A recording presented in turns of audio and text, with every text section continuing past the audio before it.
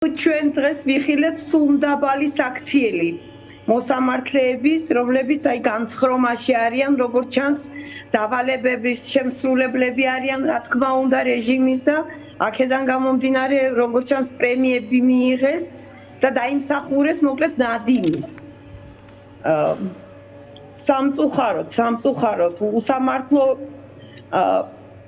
ეს ძალიან საშინელი სიტუაცია არის ნამდვილად და ეს არის უსამართლობის ზეიმი უბრალოდ და ეს ნამდვილად დასრულდება ეს ყველაფერი ძალიან მალე. გუშინ როდესაც მივედი მე სასამართლოში მე ვთქვი კიდევაც რომ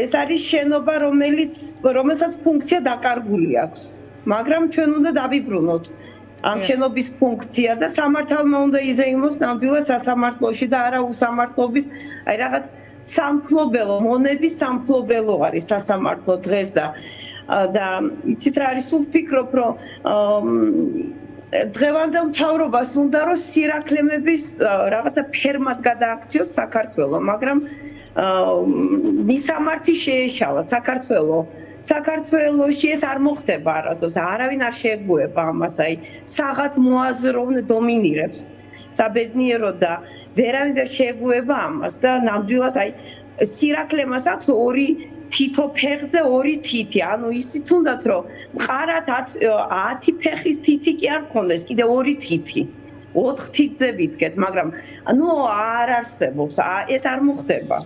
არავინ არ შეეგუება ამას და მე მჯერა რომ ნამდვილად რა ვიცი იბრძოლებს, ყველა იბრძოლებს, ყველა და გავიმარჯვებთ აუცილებლად შეუძლებელია ეს ამ განცხრომის ყურება ეს დღეს რაღაც ეს ქალბატონები რო დავინახე აი რაღაც ახალი გამოსული სალონებიდან და მე რო ეს მაპატიედათმები რო გაეჩეჩათ ასე რომ გაძვრენ იქ რაღაცა კორიდორში აი რაღაცნაირად ისეთ ბედნიერი თვალებით უყურებდი ამა და აი ეს გახურებული სახით რო გამოვიდა ეს მოსამართლე და კვერცხი ამის შეეწვა აი ლოყაზე თუ იგზენ თქვენ ეტყობა მაინც განიცდიდა აი აშკარად ეტყობოდა რაღაცა ძალიან განიცდიდა სიტუაციას არ ვიცი ახლა მე არ ვიცი ცხვენოდა თუ არა მაგრამ დაძაბულობიდან აი შეეწვა კვერცხი ლოყაზე აი ეს ვიგზენი მე და ნამდვილად საუკეთესო ვაჟკაცები დღეს იზოლატორში არიან, მაგრამ ეს მალე დასრულდება.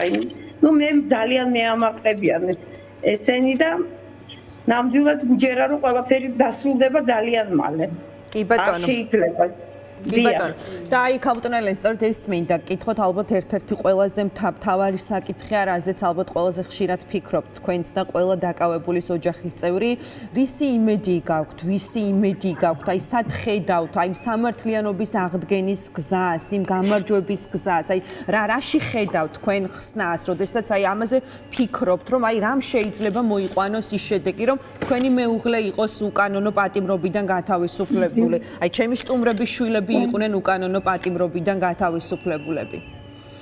აი, იცით რა არის, აი ძალიან ხშირად ვამბობ, რომ აი რაღაცა მგონია, რომ სიზმარში ვარ და აი რაღაცა ეს კოშმარი უნდა, აი ზოგჯერ რო ვიღვიძებ ღმერთო, მე სიზმრება და თუ ცხადია, თუ სიზმარია, რაღაცა თითქოს არ სრულდება ეს სიზმარი, მაგრამ ალბათ მშვიდობიანი პროტესტი, რა თქმა უნდა, ღმერთმა დაგვიფაროს, არეულობა არავის არ ჭირდება და ჩვენ ქვეყანას ეს ნამდვილად არ გამოადგება და მშვიდობიანი პროტესტი, საქამდეც იქნება საჭირო ალბათ იქამდე.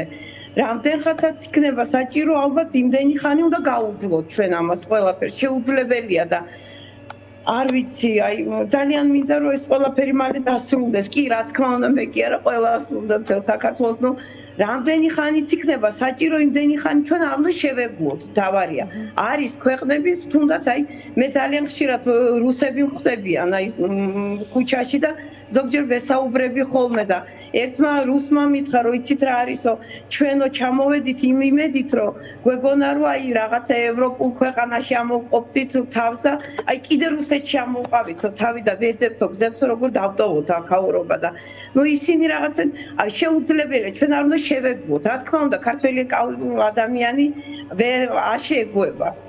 არ შეეგუება არავინ და ეს პროტესტი გაგრძელდება, მშვიდობიანი, რა თქმა უნდა. პროტესტი, მხოლოდ პროტესტი. აუცილებელია.